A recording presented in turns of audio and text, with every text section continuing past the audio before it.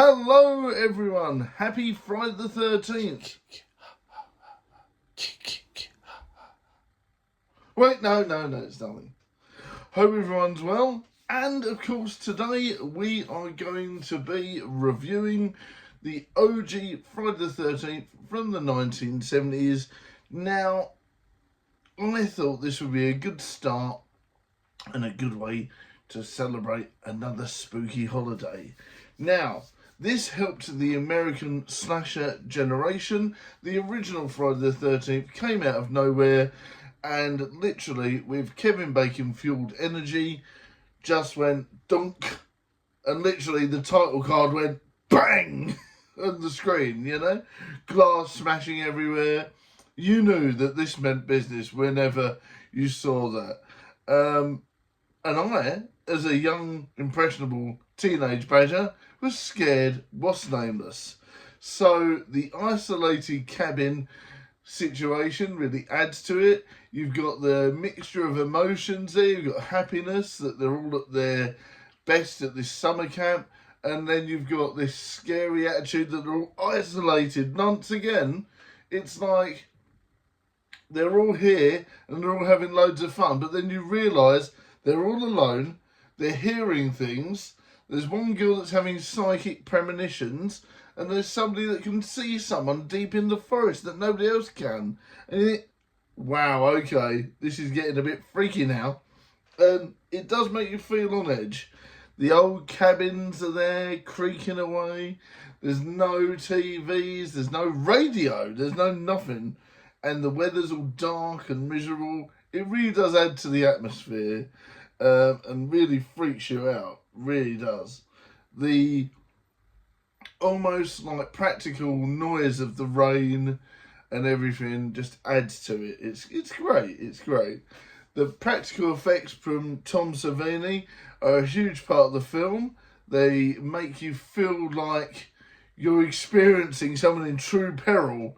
You know, and the way they did the kills and the way they did the injuries and the scary things that happen to these people almost feels believable. So once again, you feel like you're watching some sort of really weird, scary documentary. And it's that low quality of film that still holds up today that actually makes it scarier because it looks real, right? If you see something too polished, you're not scared, are you? That's the beauty of old horror films, is that the effects, with the practicality of it, don't really age that badly, but yet the film does, and then it sort of makes it feel like it's grimy and a bit real, and I love that. So yeah, Tom Savini was fantastic here, and the minimalism of the kills as well, until later on when you get to see what happens with the final girl situation, is fantastic. That's when the kills really come in, is the final girl scares at the end. But that's neither here nor there. At the minute, when the actual kills happen, the effects are brilliant. They really are. But yeah, the final girl stuff, when you get it shoved back in your face and you remember what all the different horrors happened previously in the film, is great. And there's a nice kill counter there. There's a good few kills.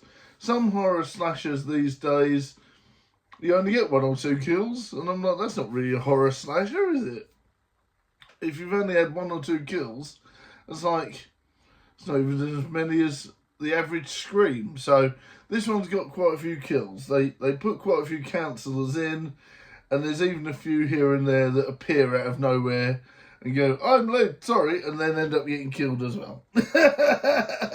So the kill count's quite good. Indeed. Harry Manfrini introduced the noise, and that really works. Throughout the whole film, they obviously slowly put that in, along with other musical arrangements that sound really good, but also have that sort of twinge of isolation and scariness and sadness.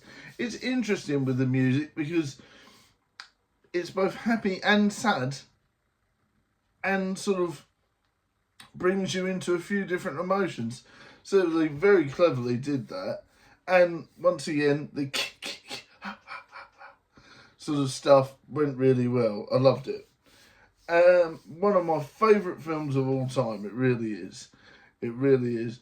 One bit of trivia I want to give you before we end up rounding all this off is that there was actually a record that was see-through that had the theme on it, and it had blood in it as well. So when the record turned, all the blood would splosh around. I think most of them now have dried up. But you've still got this clear vinyl with all this like sort of old crusty blood in it that does the Friday the 13th theme.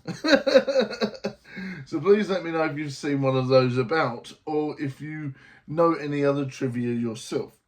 Now, this film, of course, has spawned a legacy of horror films, imitators, and of course its own.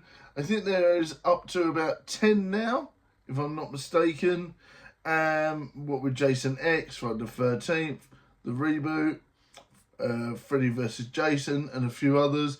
And then it depends on if you want to count in the comic books, Freddy vs. Jason and Ash, and all these different ones that they ended up coming out with.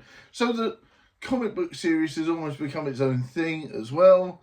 So yeah, it's a massive thing. And hopefully, eventually, we're going to get a new Friday the 13th / Jason game as well, like Halloween's got one. So we're really impressed with how well it's going. I am very happy. Do I feel that the original is dated and that's harmed its legacy? Not at all. I really think the music, the kills, the practical effects, and the whole setting, no one's got any clothes on that initiate a time period, so it could be anything in America. America has all different types of camps. Some are very old-fashioned anyway. So no, I don't feel that all the storyline has dated. I feel that this sort of thing still could scarily happen. So yeah, I'm going to give this a good old scare-tastic 8 out of 10. Let me know your thoughts and tell me some trivia below as well. Have you got any interesting bits and pieces of spooky trivia you want to share with us for Friday the 13th?